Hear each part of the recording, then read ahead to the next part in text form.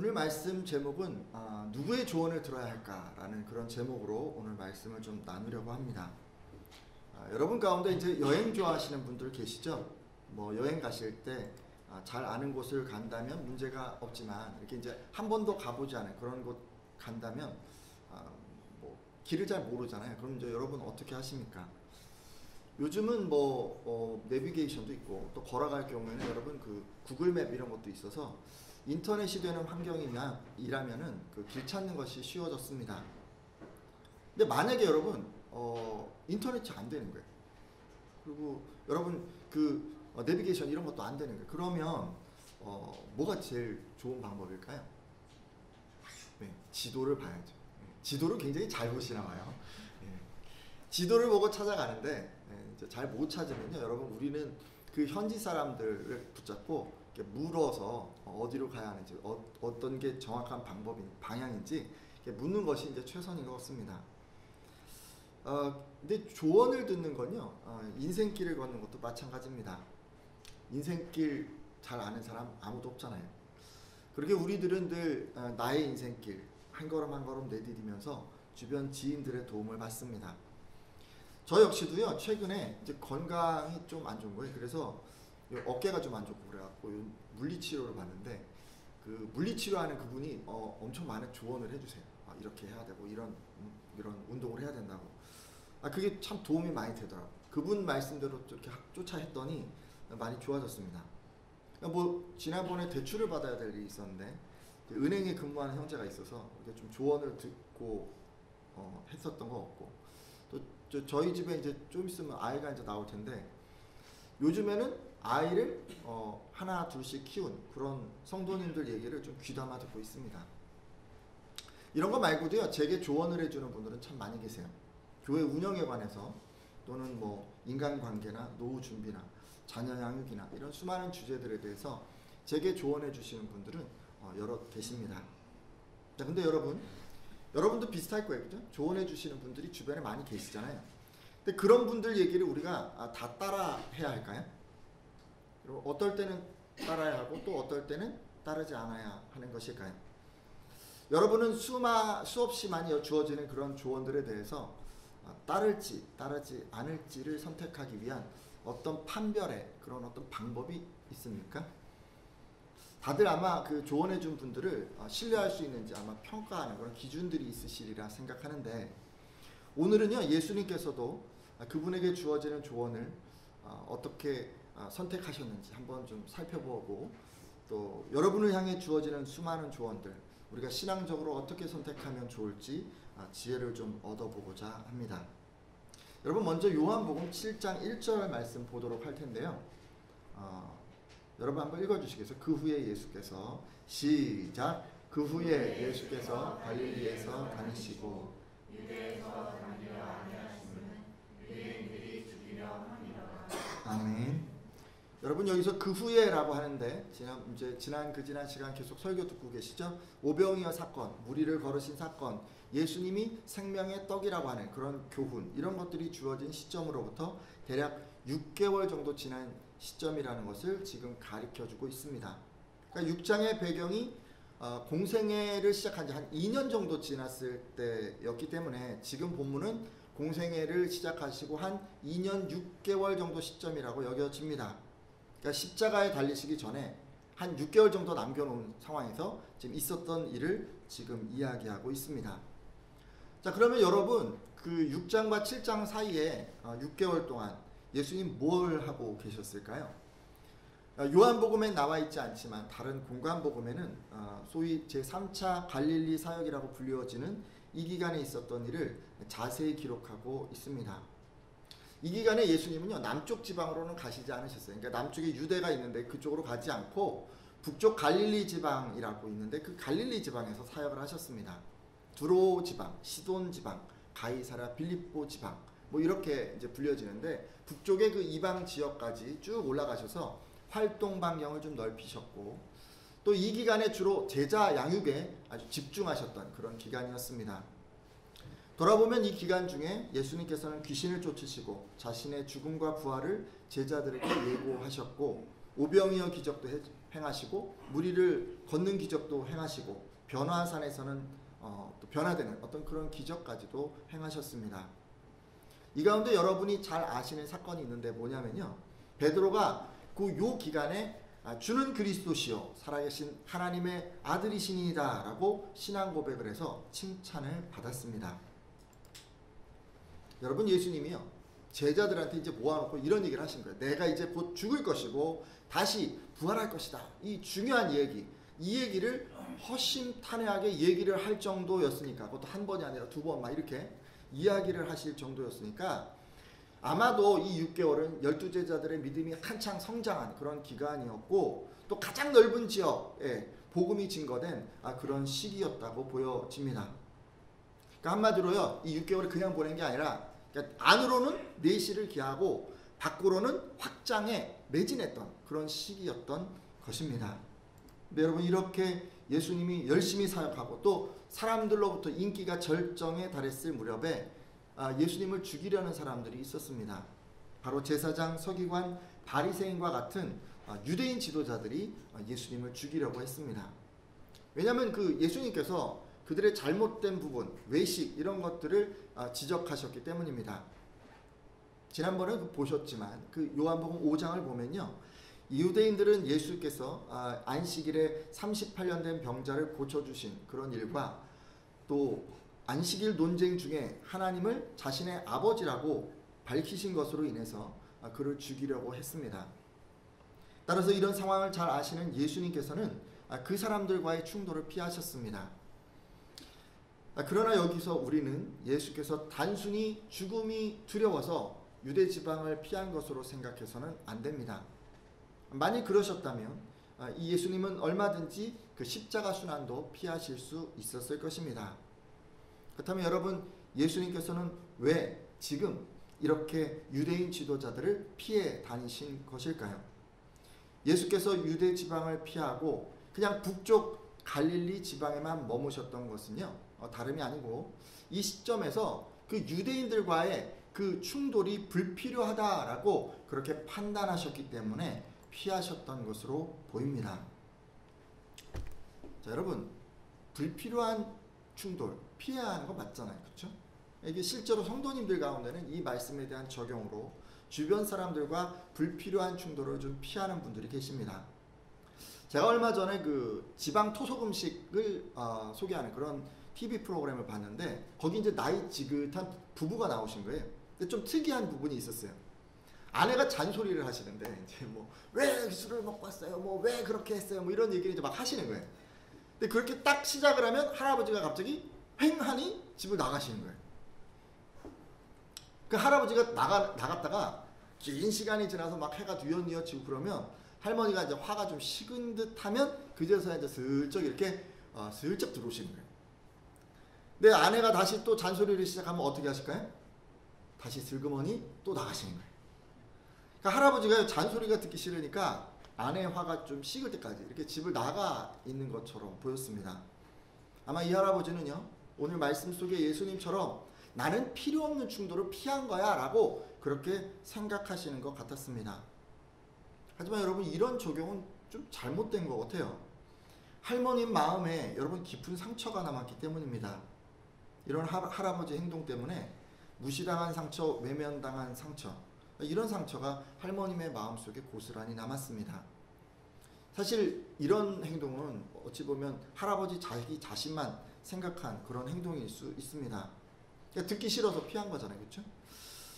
할머님의 답답한 마음은 배려하지 않은 그런 행동이었을 것 같습니다. 오늘 함께한 분들 중에는 이런 식으로 좀 문제를 피하는 분들이 없으셨으면 좋겠습니다. 아멘이 없으시군요. 오늘 말씀 속에 예수님은요, 사실 이렇게 귀찮거나 두렵거나 뭐 이래서 피하신 게 아니에요. 충돌을 피했다기보다는요, 다른 것에 어떤 사역을 해야 되는 우선순위 때문에 지금 충돌하긴 할 건데 유보하신 거예요, 유보. 잠깐 이렇게 좀 연기하신 거예요. 여러분 잘 아시잖아요. 예수님은 불의 앞에서 유약한 분이 아니셨습니다. 돌아보면 예수님은 무려 2번이나 성전에 올라가서 제사장들과 결탁한 이 상인들과 환전상들을 쫓아내셨습니다. 게다가 당시 지도층이었던 이 바리새인들의 외식, 가감 없이 꾸짖으셨죠. 이렇듯 예수님께서는요, 불의 앞에서 물불을 가리지 않는 그런 분이셨습니다. 지금도 예수님 똑같은 거예요. 예수님이 지금요, 유대인 지도자들의 그 불의에 대해서 끓어오르는 이 분노가 있으셨는데, 즉 그것을 참고 불필요한 충돌을 피하신 거예요. 왜냐하면 지금 때가 아니었기 때문에, 그래서 예수님이 일부러 이거를 좀 피하신 거예요. 예수님께서는 지금 남은 1년의 기간 동안 제자들 훈련도 해야 되고, 아울러 북쪽 지방에 복음도 전해야 했기 때문에 그들과 충돌할 시점을 뒤로 유보한 것입니다. 더 중요한 사역이 있기 때문에 말하고 싶고 딱 지적하고 싶고 뭔가 이렇게 하고 싶었는데 그걸 좀 뒤로 이렇게 미루신 거예요. 따라서 예수님의 지금 행동은 전진을 하기 위해서 충돌을 피한 것으로 볼 수 있습니다. 근데 이거요, 예수님만 그러신 게 아니고 여러분도 이렇게 하지 않나요? 신앙적 진보를 위해서 불필요한 충돌을 피하신 그런 경험, 사실 여러분들도 있으시리라 생각합니다. 때로 이제 이런 분들 있잖아요. 가정을 복음화하기 위해서 열심히 전도하고 또 이렇게 전도하는 또 기도하는 그런 분들이 있으신데 이런 경험 했으리라고 생각합니다. 남편에게, 아내에게, 또 사랑하는 가족들에게 복음을 전하기 위해서 상대방의 잘못, 허물 지적하고 싶지만 한바탕 쏟아내고 싶지만 그렇지만 꾹 참고 인내했던 그런 경험 있으실 거예요. 아마 가족들이나 친지들에게 복음을 전하는 분들이라면 이런 경험 한두 번은 다 있으시리라고 생각합니다. 그리고 이런 경험은요, 우리가 또 직장에서도 해요.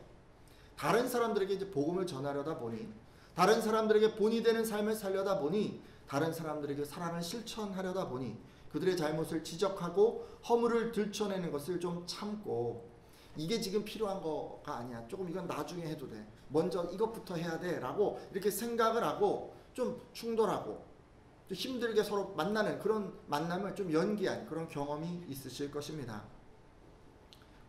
이렇게 우리는요, 알게 모르게 삶의 자리에서 의미 있는 일보 전진을 위해서 불필요한 충돌을 유보한 그런 경험이 있습니다.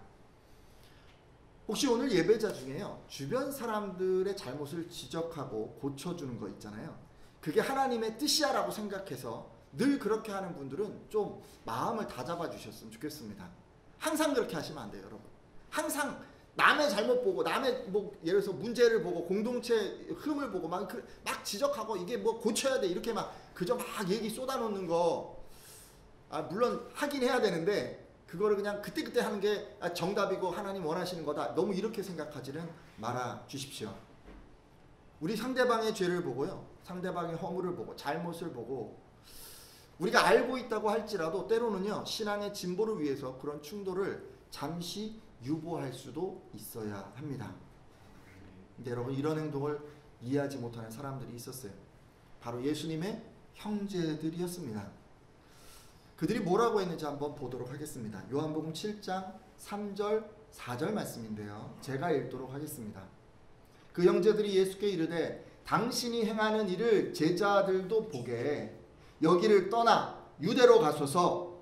스스로 나타나기를 구하면서 묻혀서 일하는 사람이 없나니 이 일을 행하려 하거든 자신을 세상에 나타내소서 하니. 아멘.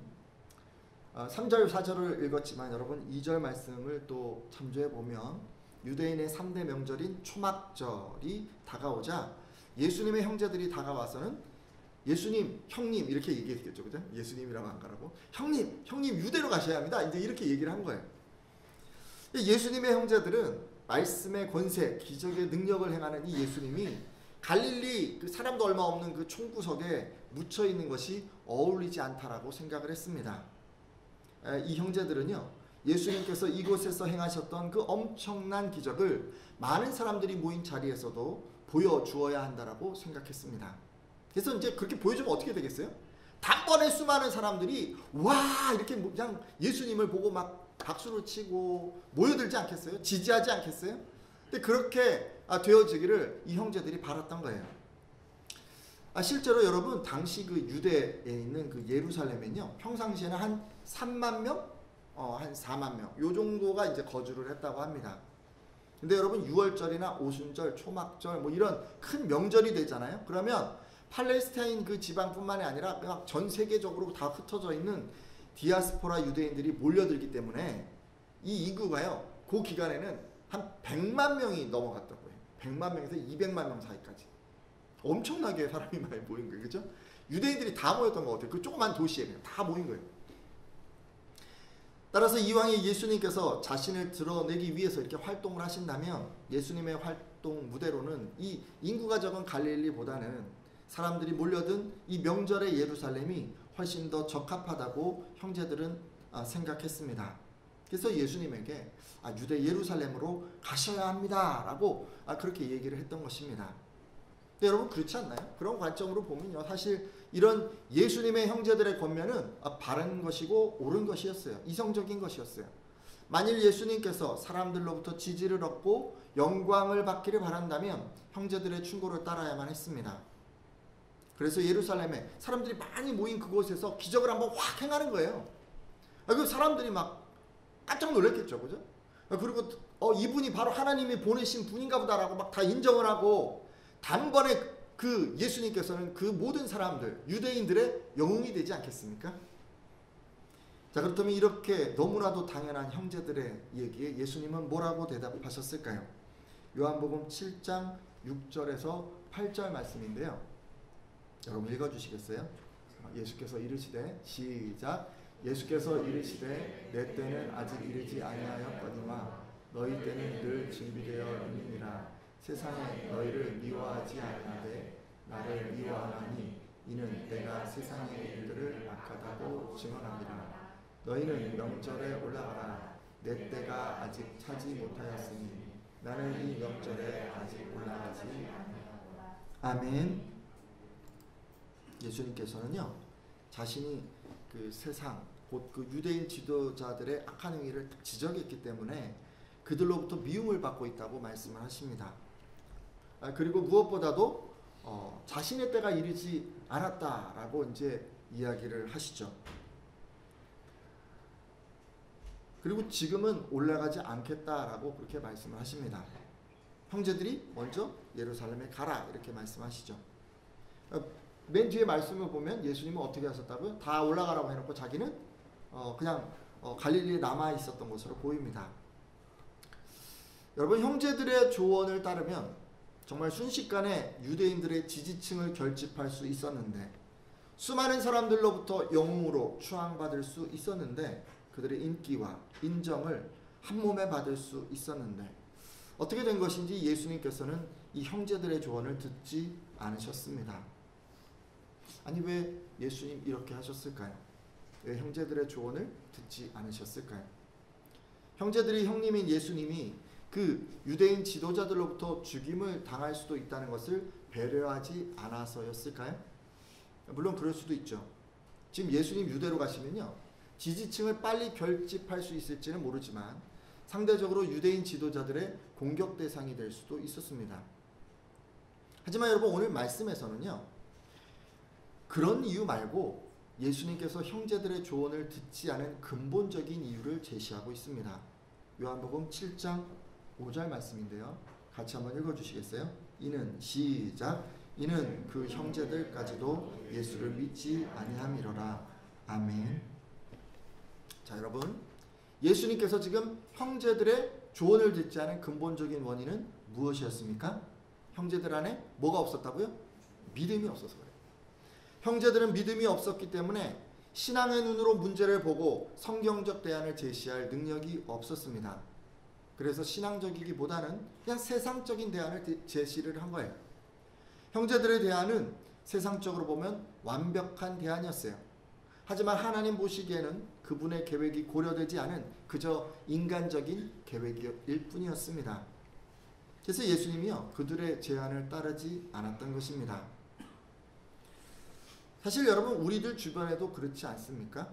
가족 중에서, 또 친지 중에서, 친구 중에서 사람들에게 인기를 얻고 지지를 받고 인정을 받으려면, 세상 속에서 큰 부를 얻고 성공하려면 이렇게 하면 돼 라고 그렇게 조언해주는 사람들이 있을 수 있습니다. 보통 그분들은요, 가장 합리적인 방법을 가르쳐 줍니다. 그리고 우리가 생각할 때 이성적으로 그것이 맞구나 라고 생각하는 그런 방법들을 가르쳐 줍니다.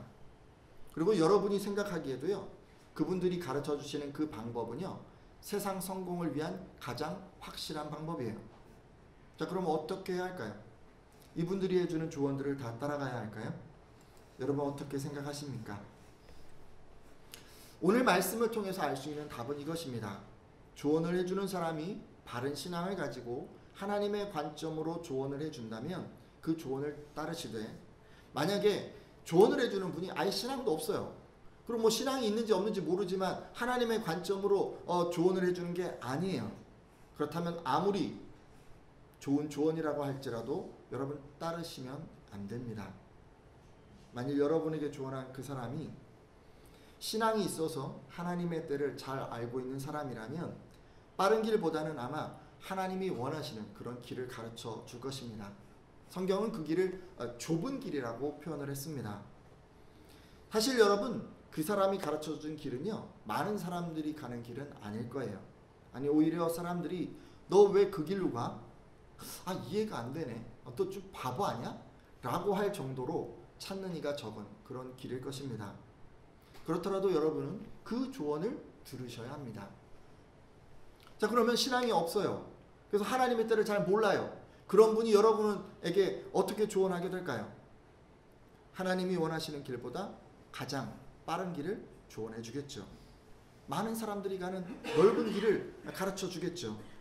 많은 사람들이 성공을 위해서 달려가는 길, 행복이라고 믿고 달려가는 길, 이성적으로 합리적으로 옳다 여겨지는 그런 길을 가르쳐 줄 것입니다. 사실 그 길은 많은 사람들이 가는 길이에요. 그러기에 누군가 여러분에게 조언을 한다면, 아니 여러분의 만약에 누군가에게 꼭 조언을 받으시고자 한다면 그 사람이 하나님의 관점에서 조언을 하는 것인지 꼭 확인하셔야 합니다. 그리고 신앙적 관점에서 조언하는 그 조언을 꼭 따르시기를 부탁드립니다. 자, 근데요 여러분, 문제가 좀 있어요. 믿음의 조언을 받았어요. 근데 여러분, 우리가요 예수님처럼 이렇게 안 해요. 예수님은 딱 보고 아, 저게 신앙이 없는 그런 조언인데 성공을 하겠는데 근데 신앙적인 조언은 아니야. 그래서 그걸 딱 이렇게 쳐냈잖아요. 근데 우리가 그렇게 잘 못하는 거예요. 어떤 것이 하나님 관점에서 주어진 믿음의 조언인지 잘 알면서도 어떤 것이 아닌 줄을 알면서도 예수님처럼 이렇게 단호하게 판단하고 딱 선택하는 것이 아니라 오히려 세상 사람들의 그런 조언들을 우리가 막 자꾸 받아들이고 따르고 있는 거예요. 아니, 신앙이 있다 하면서 왜 우리들은 예수님처럼 믿음의 조언을 따르지 못하고 믿음 없는 세상 사람들의 조언을 따르고 있을까요? 그 이유는 우리 안에요, 믿음의 조언을 받아들이지 못하게 하는 몇 가지 방해 요소가 있기 때문입니다. 지금부터는요 그 두 가지 정도로 이제 얘기를 하려고 하는데, 어떤 것이 믿음의 조언을 받아들이지 못하게 하는지, 우리는 어떻게 그걸 물리쳐야 하는지, 이런 부분을 조금 나누려고 합니다. 여러분, 먼저요, 사람들이 믿음의 조언을 받지 못하게 하는 요인은 자꾸 흔들리는 데 있습니다. 우리가 믿음의 조언을 딱 받고 그 조언대로 딱 붙잡고 살아가려면 가장 먼저 우리 안에 굳은 심지가 있어야 돼요. 한국에는 그 보면 이런 분들 많이 있잖아요. 프로 다이어터 이런 분들 있잖아요. 얼마 전에 보니까 곤약면으로 된 컵라면을 팔더라고요. 곤약면으로 컵라면도 만들어봐요. 근데 컵라면 하나를 다 먹어도요 여러분 104칼로리밖에 안 된대요. 정말 얼마 안 되는 거죠. 그러니까 이게 너무너무 먹고 싶은데 막 밤에 이렇게 먹고 싶을 때 요거 하나 딱 먹으면 좋을 것 같아요. 이 이야기를 들으면서 아, 나도 그거 한번 먹어봐야겠다 이렇게 생각하고 계신 분 있으실 텐데, 여러분 그거 괜찮은 것 같아요. 우리가 다이어트 할 때 아주 좋은 음식인 것 같아요. 근데 주변을 보면요, 다이어트에 좋다는 식품과 운동기구와 자극하는 뭐 사진 뭐 이런 게 없는 게 없어요. 근데 이런 좋은 도구와 자료와 재료가 있는데도 다이어트를 하는 사람이 줄지 않는 걸 보면 왜 그러냐면 이제 성공하는 사람들이 별로 없기 때문에 그런 것 같아요. 하는 사람은 많은데. 여러분도 그 주변에서 다이어트 하는 사람은 많이 보셔도 이 성공한 분들 별로 못 보셨죠? 그 얼마 안 되는 다이어트에 성공한 사람들을 보면 아마 이제 공통점이 좀 있어요. 그 독하다라고 이제 표현할 정도로 이 사람은 정말 철두철미하게 흔들리지 않고 운동도 하고 식사 조절도 하고 막 이렇게 한다는 것입니다. 그러니까 주변에서 이렇게 얘기하잖아요. 하루 정도는 좀 먹어도 괜찮아. 야식 같이 먹자 이렇게 권해도 뭐 또 때로 옆에서 단백질은 먹어도 살 안 쪄. 뭐 이렇게 얘기를 하면서 삼겹살 좀 먹어 이렇게 딱 줘도 한 입만 먹어봐 이러면서 딱 보쌈을 싸서 딱 입에다 넣어줘도 여러분 이런 온갖 믿음 없는 조언을 듣지 않고 본인이 원래 가졌던 믿음대로 고구마와 닭가슴살만 먹으면서 하루도 운동을 빼먹지 않았을 것입니다. 여러분 고작 다이어트 하나 하는데도 이렇게 믿음 없는 조언들이 난무하는데 신앙을 따라 인생을 살아가다 보면요 얼마나 많은 믿음 없는 조언이 우리를 힘들게 하겠습니까? 여러분 그때마다 우리에게 필요한 게 뭐겠어요? 정말 독하다 싶을 정도로 그렇게 흔들리지 않는 그런 굳은 심지가 우리에게 있어야 하지 않겠습니까? 누가 뭐래도 내가 처음에 가졌던 그 마음, 그 믿음, 그 신앙 그것을 딱 부여잡고 나는 이렇게 살 거야 라는 그런 마음으로 여러분 그렇게 우리가 걸어가야 하지 않겠습니까? 하루 정도는 좀 먹어도 괜찮지 않다라고 하는 거 우리 잘 알고 있어요. 단백질 먹으면 살이 찐다는 것도 우리는 알고 있어요. 한 입을 먹는 순간 그것이 절대 한 입으로 끝낼 수 없다는 것도 너무도 잘 알고 있습니다. 몰라서 그런 믿음 없는 조언에 넘어가는 게 아니죠. 이런 믿음 없는 조언을 물리쳐낼 의지와 더 강한 믿음이 없어서입니다. 신앙도 마찬가지예요. 내가 하나님을 믿고 그분 말씀에 인생을 걸기로 작정했다면 그것에 방해되는 조언들은 굳은 심지로 물리칠 수 있어야 합니다. 굳은 결단력과 심지가 있을 때 우리는 비로소 믿음의 조언들을 따라 한 걸음씩 나아갈 수 있게 되는 것입니다. 자, 그리고 한 가지만 더 말씀드릴게요. 우리가 믿음의 조언을 받아들이지 못하게 하는 두 번째 요인은 뭐냐면요. 우리가 너무 조급하기 때문이에요. 따라서 우리가 신앙생활을 할 때 믿음의 조언을 받아들이고 그걸 붙잡고 이렇게 살아가려면요. 좀 느긋해질 필요가 있어요. 믿음의 조언은 매력적이지 않을 때가 있습니다. 조언을 따르는 게 때로 더디고 느리고 보잘것없어 보이기 때문에 그렇습니다. 반면에 여러분 믿음에 기반하지 않은 조언들은요. 오늘 예수님의 사례처럼 화려하기도 하고 매혹적이기도 해요. 쉽고 빠르고 확실하고 많은 사람들이 옳다 하고 또 내가 아무리 생각해봐도 그럴싸해 보입니다. 사실 훌륭한 사람이 되어서요. 하나님께 영광을 돌리겠다 결심한 학생이라면 놀고 싶은 유혹을 참고 정당하게 공부하고 노력해서 실력을 쌓아야 하는 것입니다. 어떻게 하면 되겠어요? 게임하고 싶어도 좀 참고 빈둥대는 시간 줄여서 공부에 좀 매진하면 되지 않겠습니까? 그래야 자기가 원하는 학교, 원하는 학과 뭐 이렇게 선택할 수 있겠죠. 그 이후에도 또 자기 길을 개척할 수 있으리라 믿습니다. 근데 여러분 문제가 있어요. 좋은 성적을 내려고 하다 보니까 믿지 않는 친구들이 이렇게 얘기하는 거예요. 너 그것만으로는 부족해. 시험 때가 되면 주말 보강에 가야 돼 라고 말을 합니다. 오늘 학원에 가면 쪽집게 선생님이 가르쳐 주신다고 했어 라고 말을 합니다. 그리고 주일에도 학원에 꼭 가야 한다고 이야기를 합니다. 근데 그렇게 하려면 주일 예배도 성경 공부도 함께하는 교제도 아무것도 할 수가 없어요. 이럴 때 여러분 마음이 조급하면요. 믿음의 조언을 들을 수가 없습니다.